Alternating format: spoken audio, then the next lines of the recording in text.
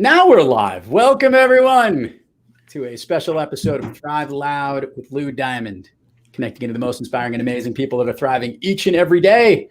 I'm your host, Lou Diamond. Today, we have a special live episode here on Facebook Live and YouTube Live.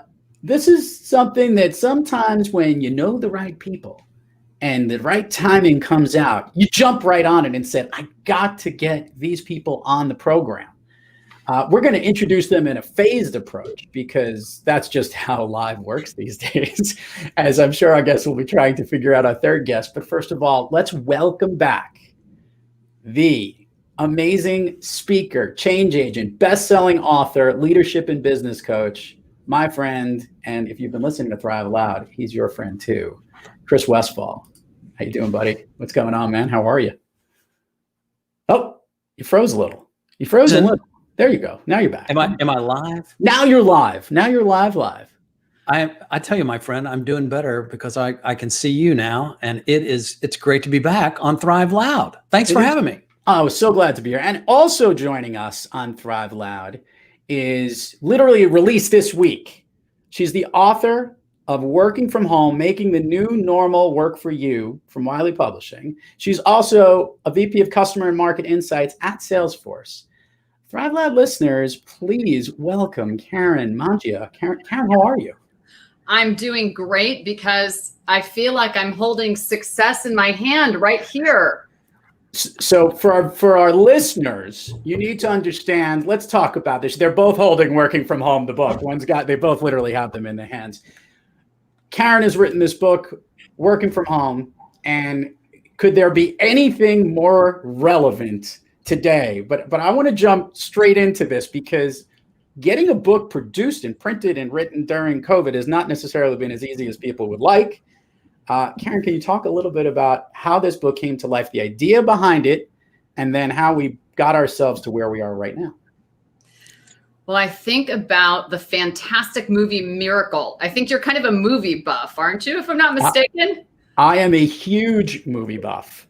And it's important because I think you need to know that I always ask every guest what their favorite movie is. We'll get to that later in the show, but I want to hear more about you and your movie in the making, if you would.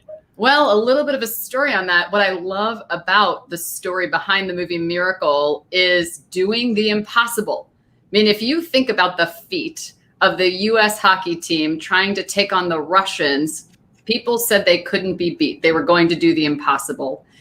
And it was a little bit like having a book that was already in motion during a global pandemic and then being pitched, literally, the publisher pitched me on writing the Working from Home book because there was such a need. And conventional wisdom would say, it's impossible to write two books at once and have your day job. And I took a little inspiration from that movie Miracle, and I asked myself the two most powerful words, and I think successful people use these: why not? It's beyond true. Look at this, 3 people on one screen for the viewers out here. It's always fun. Karen, let's talk about working from home. I've been doing it for a long time because I work virtually and I'm a speaker and a consultant like Chris is. So we're always traveling. So our office is our home, but no one in the world would ever have expected what happened in February and March to come upon us. Is this one of these things that you actually had a good insight on doing this from previous experience before COVID hit on how you could work from home really effectively? Well, I'll never forget the time when I got a mysterious calendar invite from 2 senior leaders at Salesforce. The topic sounded kind of generic. And when I joined, I was greeted with 2 senior executives and a couple colleagues who looked confused as I was. And the message we heard was, you are experts at work from home, and we are going to stay here as long as it takes for you to help us build a plan to send all of our employees home at the same time. And I thought, is that really going to happen? I mean, think back. We felt like that was never going to happen. And it reminded me of a couple things. First of all, the first interview I ever gave about working from home was in 2002. So I was working from home before it was cool or coerced. And what I discovered was this is a time where past skills have present value. That task force and helping think through that gave way to an opportunity to start blogging and offering resources. And ultimately, people gravitated toward what felt kind of normal to me because they were looking for new ideas and help. I mean, it wasn't normal for everyone.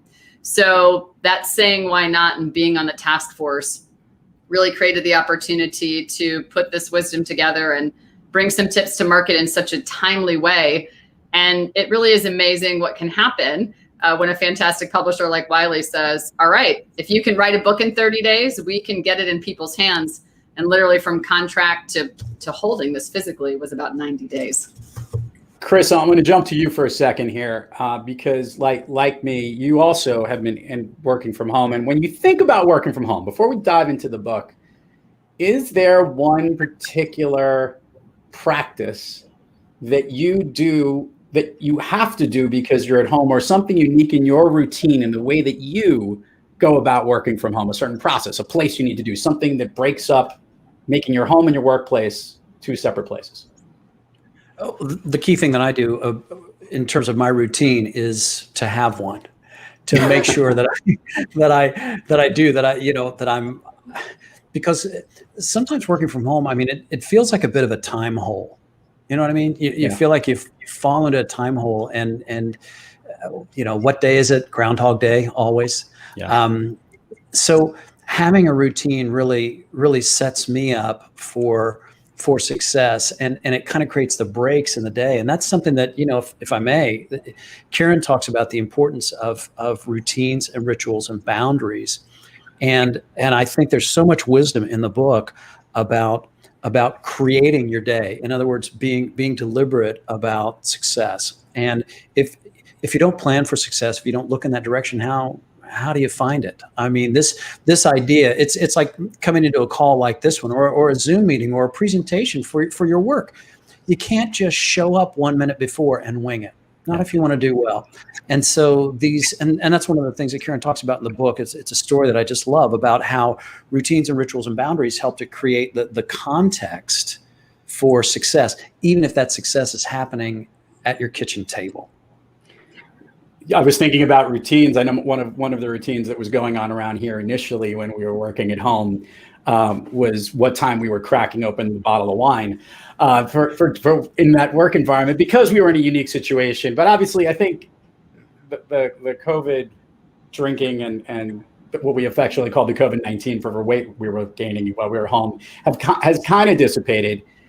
I want to understand, though, the worst practices. Is that something that maybe you kind of looked at when you're putting the book? And what were the things that people shouldn't be doing in working from home? I want to cover that side about it. Karen, anything that came across your mind where you're like, listen, maybe there are certain things that we shouldn't put in there because we know these are things that you should not do?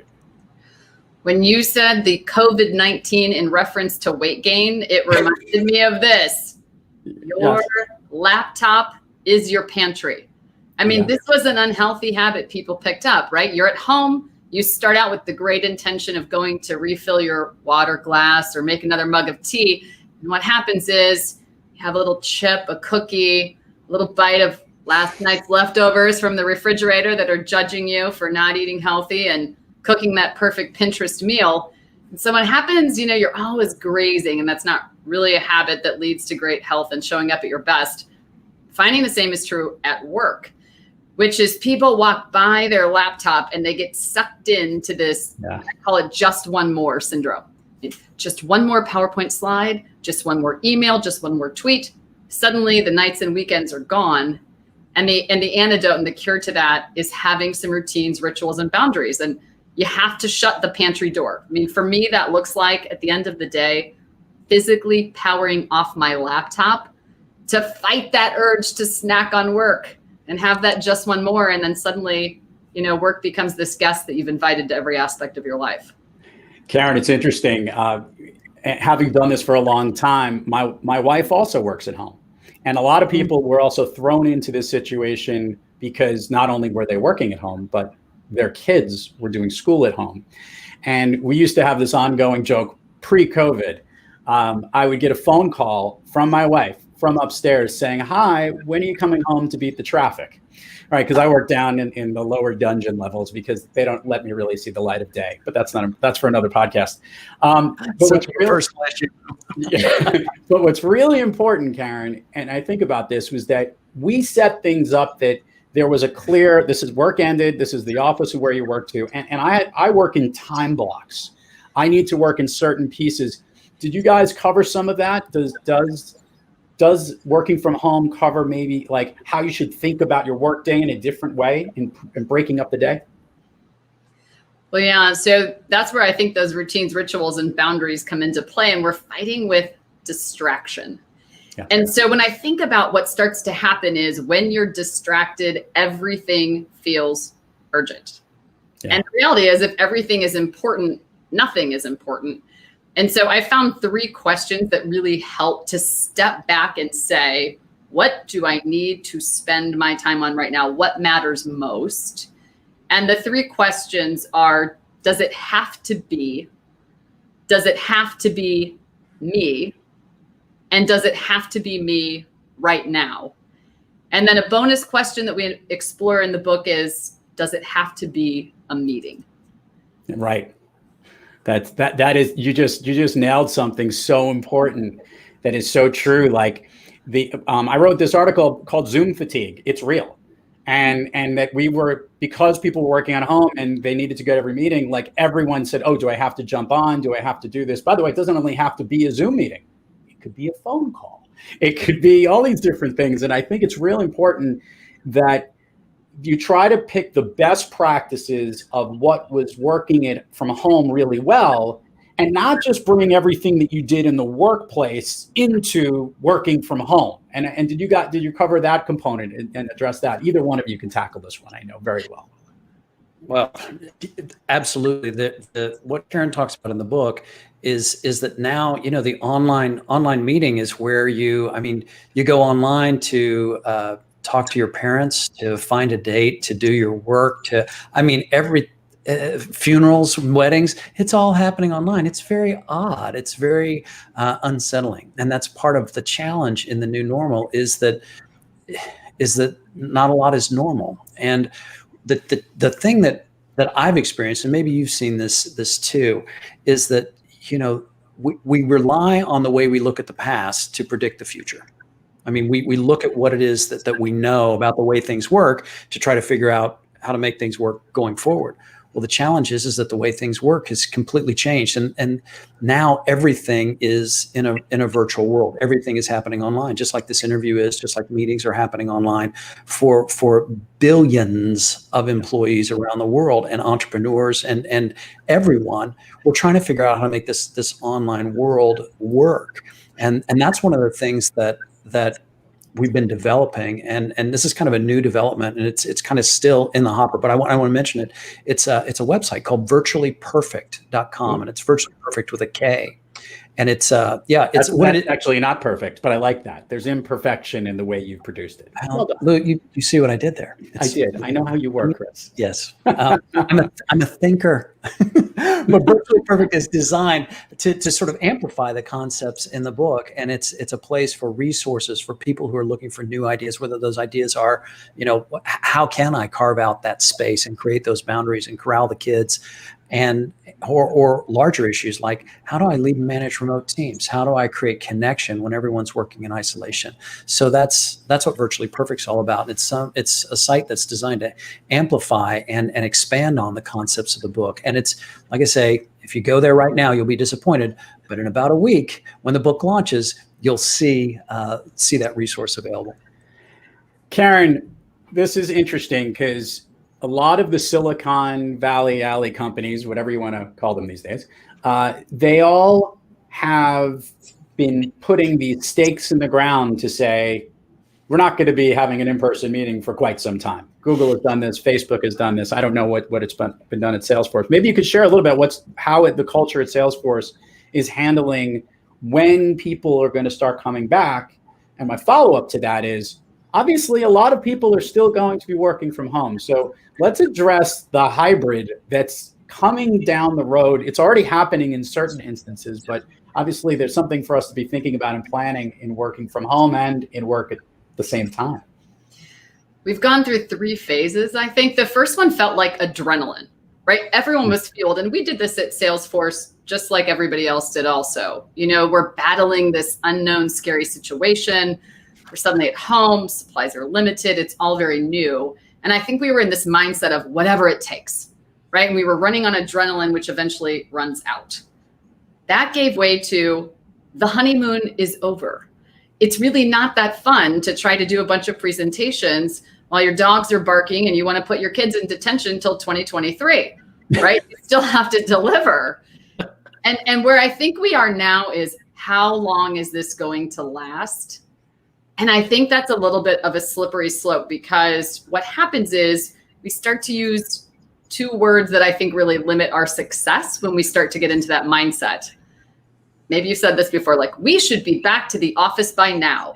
We should be having customer meetings by now. I mean, you could add that to anything in life. I should be in love by now. I should own my own business by now. Those 2 words, by now, those are a recipe for suffering, not success, because it says, well, success should already be here. I mean, something should have already happened and changed. And so, where I see us going, and people and companies who are really trying to adapt and show up at their best, they're pressing pause and saying, hey, the reality is we don't know how long this is going to last. So what do we need? We have to learn how to adapt. Yep. We could go back for a little bit. We could come back. The future of work looks very hybrid and very flexible. So in light of that, how do we reskill, retool, and empower people to show up at their best? Because we don't know the answer to that question. Karen, I'm going to go down one other avenue, which is the biggest challenge as we are recording this, obviously live in late August, and school is beginning. And there are so many question marks on what school will be like. I have a sister who is the principal of an elementary school. And trust me, you want to talk about stress. You've got AM, PM models. You've got a couple of days a week in person, other days a week remote. But most notably, people who are working from home now have to deal with young children who are working from home, and in many cases, college kids who can't even go back to the universities that they're at. Talk about working from home and dealing with being either a mom or dad, or having the students also working from home, how that's being tackled. Because out of all the challenging and stressful things, without a doubt, that was driving people to drink, it seemed to have been the home parenting and schooling. Talk about that a little bit, if you could, for our listeners. First of all, I am very grateful for teachers and administrators. This is a tough job. Nobody knows the perfect solution to keep everyone safe and on a path to learning as well. So I'm grateful. I've got a number of friends and family members that are in that spot as well, and it's not easy.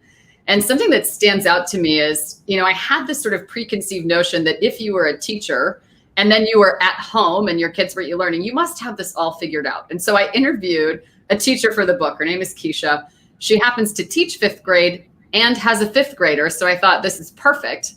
And you know what she said? She's like, this is so difficult. I've lost my routines, rituals, and boundaries. I had to discover that Zoom was not the same as a class called Zumba. Like, this is crazy. I'm reschooling, I'm retooling. And she's like, I used to have this great meal plan, and, it's all gone out the window. And so, what we talk about in the book, and I think, what people are doing is learning how to experiment and thinking about, what does the go to school, come home from school routine look like? And who else can you reach out to for help? Are there other people in the neighborhood that you can get on together? Can you take shifts watching over or answering questions? How do you negotiate with your partner who's got the high stakes presentation and can't answer questions right now? And another great routine I've seen is families doing the old school pack your lunch together at night, so the kids can open the refrigerator and get their own food, just like if they were at school and had a lunchbox. And Chris, you chatted with some of your family members as well who are struggling. Well, absolutely. And what's, Lou, maybe you've run across this. The hard part about what's going on is having to say no. Yeah. Whether that's, whether that was to prom in May or the shift that happened when graduation, and depending on where you're listening to the sound of my voice in this country, what school opening means could be a very, very different thing. And I don't know that I have any answers about what the right model is. I happen to live in a city where school is virtual, and I'm grateful for that. But it's hard to say no to our kids for any reason. But when we realize that no means not now, when we realize that as tough as this is right now, this is as difficult as this time is, it isn't permanent. And we are going to come to the end of this race at some point. And I'm not sure what that looks like or where that finish line is.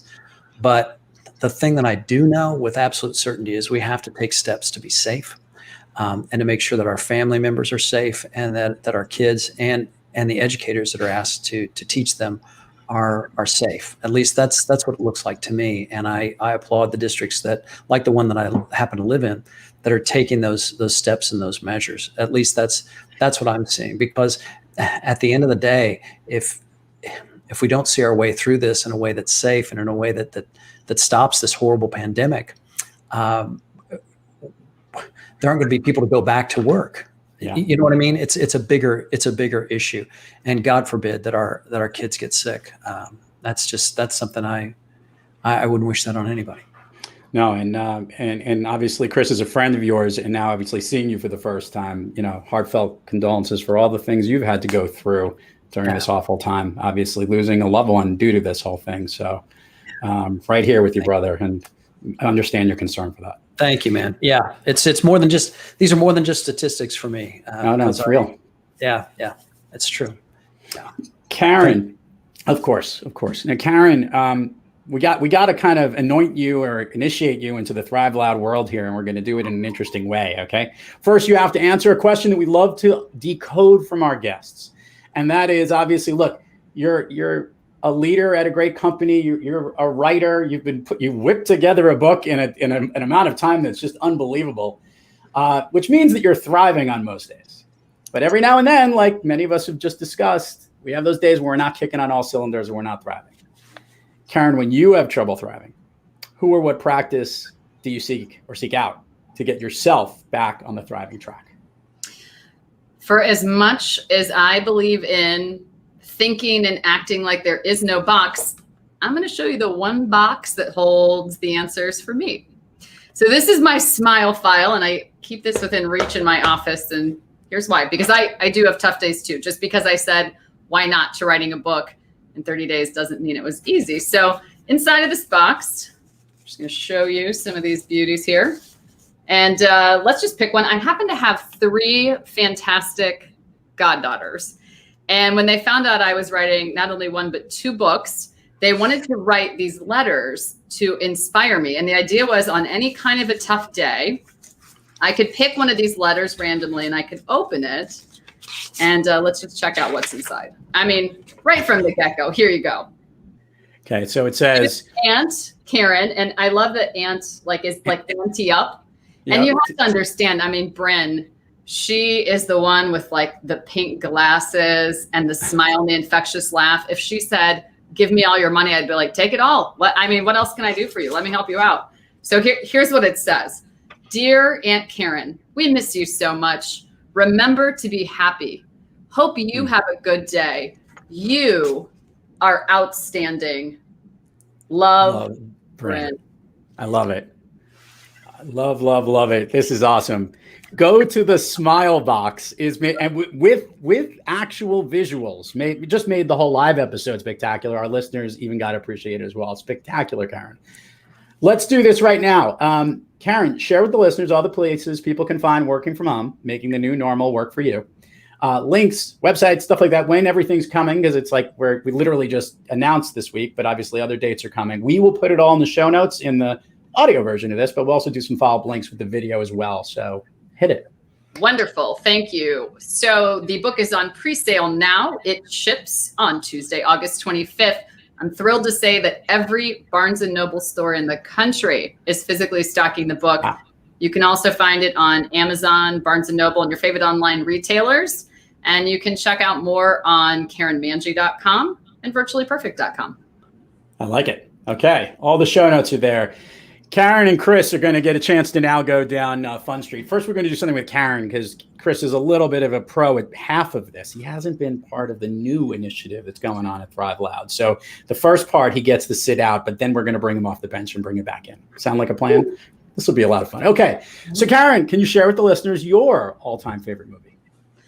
My all-time favorite movie, and it is hard to pick just one, but in reality, it is the movie Miracle. I love that. It's so can I a little bit of a story. Miracle, they did such a good job that when they came out with that scene where also known as the again scene, where he makes them do the suicides up and down again. We had I used to be a basketball coach, and we had the teams acting a little bit out of control, and we had an again moment, and it was just absolutely spectacular because they had all just seen the movie, so it was quite good. There was no vomiting in buckets, but it was pretty good. It's probably good to hold a little something in reserve. That's okay. Absolutely. All right, so now you both get to be part of this, and this we're going to do in an interesting way. We're going to do it. We're going to go Karen, Chris, Karen, kind of alternate back and forth. And what this is I'm going to ask you a question, and the first thing that comes to your mind when you do it. So we'll go pretty quickly. Obviously, the person who goes second might have a chance to delay, but this will be whatever. We're shooting from the hip right now. Okay, Chris, yes. A song that pumps you up and gets you motivated.